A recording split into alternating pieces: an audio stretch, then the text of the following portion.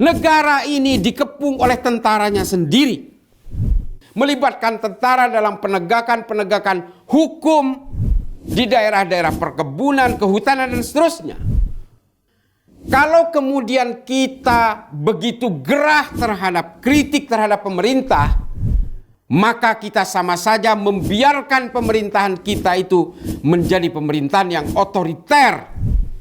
Ini yang kemudian membuat kita miris bahwa negara ini betul-betul akan dikendalikan oleh ketakutan.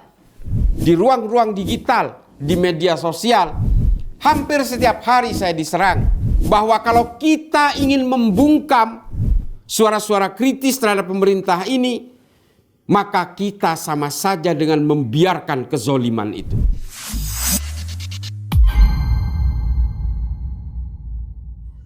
Assalamualaikum warahmatullahi wabarakatuh. Selamat berjumpa kembali dengan saya Islah Bahrawi dalam acara Berani Berbicara dengan Hati Nurani. Saudara-saudaraku sebangsa setanah air, hari ini saya akan membahas berbagai sikap dan tindakan yang berlebihan yang dilakukan oleh para pembela pemerintah. Ini yang kemudian menurut Francis Fukuyama bisa memundurkan demokrasi kita. Kenapa saya bilang begitu?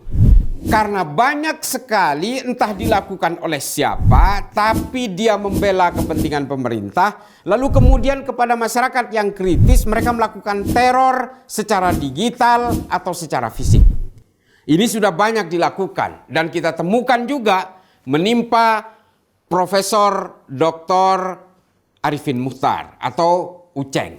Dia juga mengalami itu. Melalui WA dia selalu diteror, termasuk saya. Saya juga harus mematikan salah satu nomor WA saya yang sudah saya pertahankan selama kurang lebih 9 tahun, yang kemudian harus saya matikan karena teror datang bertubi-tubi kepada saya, karena saya dianggap selalu menyerang presiden sebelumnya dan juga pemerintahan hari ini. Dan saya harus matikan itu semua. Daripada annoying dan mengganggu suasana psikis saya, kemudian saya matikan WA itu. Dan juga menimpa ada Tio, Ketua BEM UGM yang belakangan ini viral dan selalu memberikan kritik pedas terhadap berbagai program pemerintah. Dia juga harus menerima teror dan juga ibunya. Belum lagi kita bicara tentang berbagai teror yang dilakukan di dunia digital oleh buzzer-buzzer terkoordinir dan seterusnya. Kalau kemudian kita begitu gerah terhadap kritik terhadap pemerintah, maka kita sama saja membiarkan pemerintahan kita itu menjadi pemerintahan yang otoriter.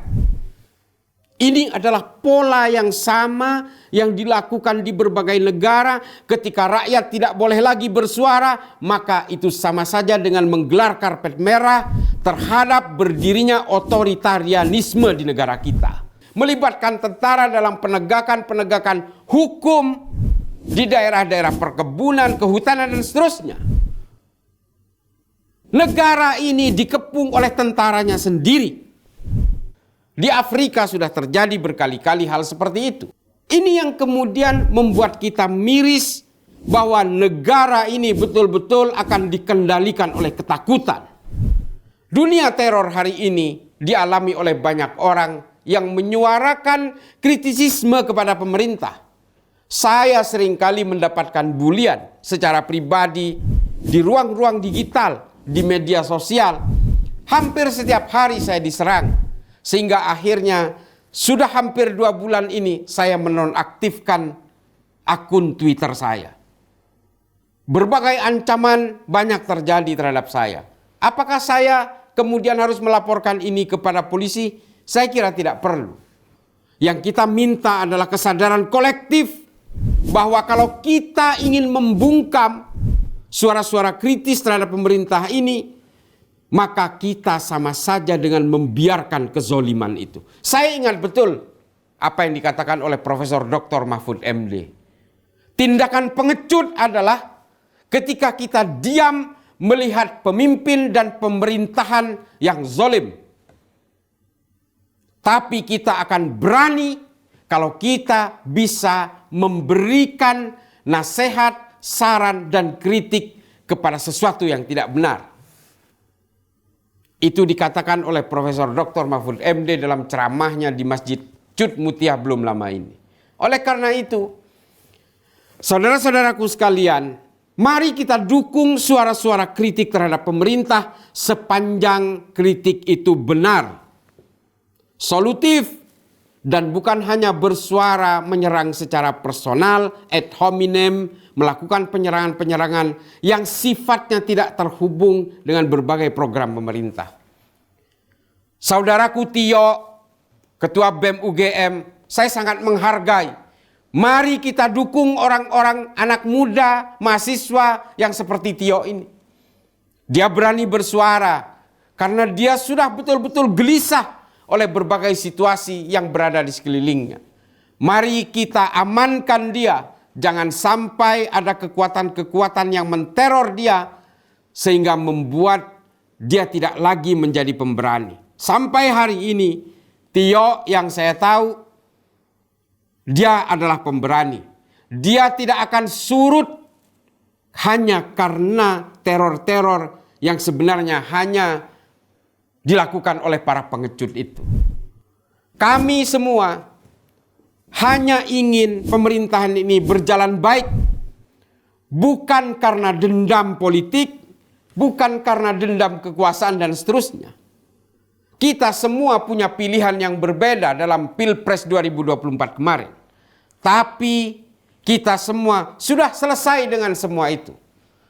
Kita semua mengamini, kita semua takzim kepada pemerintahan hari ini sepanjang pemerintahan hari ini berbuat baik untuk rakyatnya. Tidak hanya asik mengatasnamakan negara dan rakyat, tapi sebenarnya hanya ingin menggelembungkan perutnya sendiri. Mari kita kritik pemerintahan kita. Mari kita kritik diri kita sendiri. Karena bagaimanapun kehidupan bernegara adalah jalinan yang saling menguntungkan antara pemimpin dan rakyat. Itu dikatakan oleh Ibnu Khaldun dalam Al-Muqaddimah. Mustahil sebuah negara bisa terbentuk secara utuh apabila pemimpinnya tidak lagi memikirkan rakyatnya dan rakyatnya tidak lagi memimpin dan juga bisa berinteraksi secara sehat dengan negaranya. Ibnu Khaldun sudah melihat berbagai fenomena ini, bahwa kekuasaan memang memabukkan. Sehingga dikatakan oleh Ibnu Khaldun, apabila seorang pemimpin hanya bersuara secara lantang akan memikirkan rakyatnya, tapi sebenarnya dia tidak mampu, maka menurut Ibnu Khaldun, dalam hitungan tidak lama pemimpin yang seperti ini akan diinjak-injak oleh rakyatnya sendiri.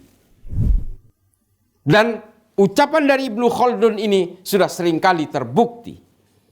Suatu saat apabila seorang pemimpin dalam suatu negara tidak lagi memikirkan rakyatnya, maka legitimasi dari rakyatnya suatu saat dalam tidak waktu lama akan dipenggal-penggal oleh rakyatnya sendiri.